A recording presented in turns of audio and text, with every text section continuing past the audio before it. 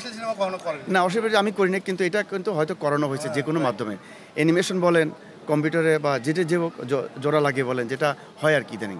আপনার প্রশ্ন আছে কঠিন না, বলেন না, বলেন। করি আর কি, সেটা হচ্ছে যে প্রশ্ন কোনদিন কঠিন হয় না, কারণ বলেন। আমরা কিন্তু নেট মাধ্যমে কিন্তু দেখতে পারি যে অনেকেই আপনাকে মানে আপনার দিকে আঙ্গুল তুলে বলতো যে অশ্লীল সিনেমার বিষয়গুলো নিয়ে, এটা কি আসলে করেছেন নাকি আসলে ওরা কাটপিস লাগিয়ে দিয়েছে? মানে সেটা তো আমি আগেও বলছি, এটা নতুন কাটপিসের করে একটা বলেন আর কি। কাটপিসের একটা ব্যাপার থাকে, আর আঙ্গুল সবাই তুলতে পারে, আচ্ছা। যার যার আঙ্গুলে তুলতে পারেন না, কেউ বোঝে কেউ না বোঝে, এটা হতেই পারে এটা। আপনাকে বুঝেছি নাকি সিনেমা করেছিলেন নাকি না, অশ্লীল কোনো আমরা সিনেমা কাজ করে চলেই যাই, বাকি যে আচ্ছা। কাজগুলো থাকে অনেক সময় অ্যাসিস্ট্যান্ট ডিরেক্টর থাকে, হলের একটা ইয়ে থাকে, তারপরে অফিস যে ম্যানেজার থাকে, তাদের একটা আলোচনা হয়ে কীভাবে কী করব, কোন দিকে নেগেটিভভাবে নিব, নেগেটিভভাবে কী হচ্ছে, এই যে এই ধরনের আর কি। মানে মেহেদি বলতে চাচ্ছে আমি কখনো অশ্লীল সিনেমা করি না, সেটা কোনো শিল্পী করতে চায় না আর কি, করে না, পৃথিবী যারা শিল্পীরা করতে চায় না, গল্পের প্রয়োজন ছাড়া।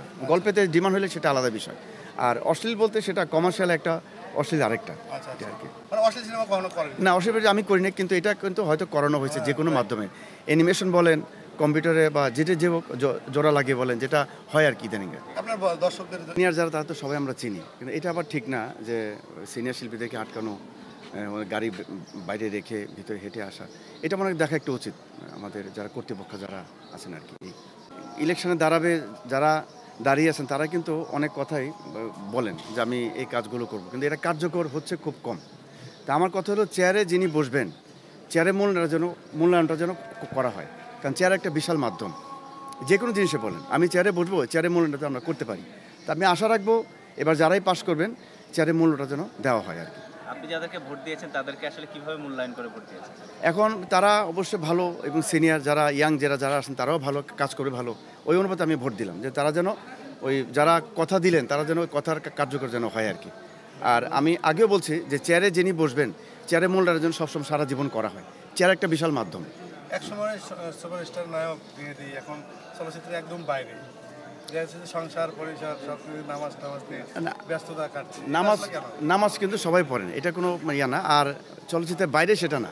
আমি যেহেতু ছোটোবেলা থেকে অভিনয় শিল্পী থেকে রক্ত আমার এখানে, তো সবসময় এটা নিয়েও ভাবি, আর বাকি যে কাজগুলো আমার ব্যবসা বাণিজ্য সেটা নিয়েও ভাবি। কিন্তু কিসের ব্যবসা করেন যদি দর্শকদের আমার ব্যবসা অনেক ব্যবসা, এটা বাইরের মার্কেট বলেন।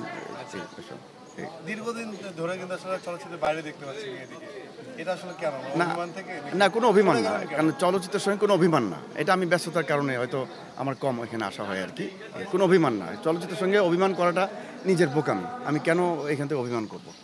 আমি আগেও বলছি, আবারও বলছি যে হয়তো মানুষ পরিবর্তন, দেশের পরিবর্তন, সময়ের পরিবর্তন, তো সে সাথে আমাদেরকে পরিবর্তন হতে হবে। আর মোবাইল তো সব হাতে থাকবেই, মোবাইলে দেখা, বড় স্ক্রিনে দেখা, লাইভ করা, সেটা তিন ধরনের ভিন্নতা আর কি। আর ছবি থেকে আমি দূরে বা বিরত সেটাও না, এখানে আমার কাজ করতেই হবে। নতুন কোনো কাজ করছেন? নতুন ছবি, 4টা ছবি শুটিং অলরেডি শুরু হয়ে গেল, তো এটা শুটিং শেষ হতে একটু সময় লাগবে আর কি। আর বাকি যে 2টো ছবি কমপ্লিট, এটা হয়তো কোরবানিদের পর হয়তো মুক্তি পাবে বা ঈদের আগে, এটা প্রযোজকের উপর ডিপেন্ড করে আর কি। আমি ভাবি। আসসালামু আলাইকুম। হ্যাঁ, দর্শকদের উদ্দেশ্যে একদম শেষ। দর্শক বলেন, দর্শক আপনার ভালো থাকবেন, সুস্থ থাকবেন, আর ইলেকশন যেন সুন্দর হয়, আর যারাই পাশ করবেন চেয়ারে বসবেন যেন চেয়ারের মূল্যটা দেওয়া হয় আর কি। ধন্যবাদ সবাইকে।